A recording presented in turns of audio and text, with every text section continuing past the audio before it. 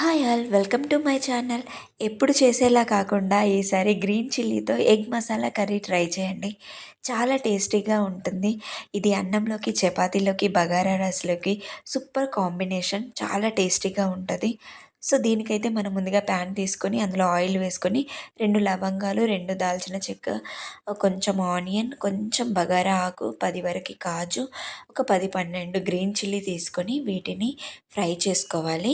అలాగే ఇందులో కొంచెం అల్లం వెల్లుల్లి కూడా వేసి ఒక 20 సెకండ్స్ మనము వీటిని ఫ్రై చేసుకొని తీసి మిక్సీ జార్లో పట్టేసుకోవాలి.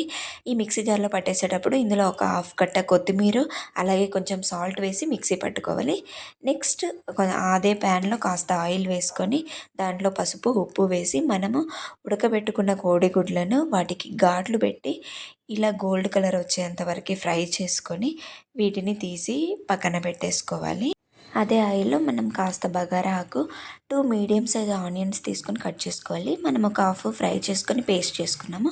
మిగిలిన ఆనియన్స్‌ని ఇందులో వేసి ఫ్రై చేసుకోవాలి. అలాగే మనం మసాలా పట్టుకున్న దాన్ని కూడా ఇందులో వేసుకొని దీన్ని కూడా లో టు మీడియం ఫ్లేమ్ అడ్జస్ట్ చేసుకుంటూ మసాలా ఫ్రై చేసుకోవాలి పచ్చివాసన పోయేంత వరకు. సో, దీంట్లోనే మనం కాస్త పసుపు, రుచికి సరిపడినంత సాల్ట్ వేసుకొని ఫ్రై చేసుకోవాలి. ఇలా ఆయిల్ పైకొచ్చాక మనం ఒక హాఫ్ కప్పు పెరుగుని తీసుకొని దీన్ని కూడా కలుపుతూ మిక్స్ చేసుకుంటూ లో టు మీడియం ఫ్లేమ్‌లోనే దీన్ని మనం మిక్స్ చేసుకుంటూ కుక్ చేసుకోవాలి. మూత పెట్టేసి ఒక 2 మినిట్స్ కుక్ చేసుకోవాలి.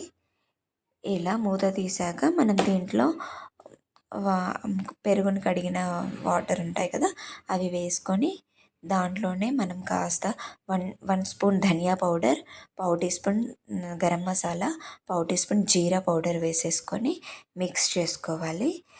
ఈ మసాలాని కూడా మనం లో టు మీడియం ఫ్లేమ్లో మంచిగా ఫ్రై చేసేసుకున్న తర్వాత దీంట్లో ఒక 1 గ్లాస్ వాటర్ వేసి కాస్త కుక్ చేసుకున్నాక మనము ఉడకబెట్టుకున్న కోడిగుడ్లని ఇందులో వేసి ఒక 15-20 మినిట్స్ మనం వీటిని మీడియం ఫ్లేమ్లో కుక్ చేసుకోవాలి.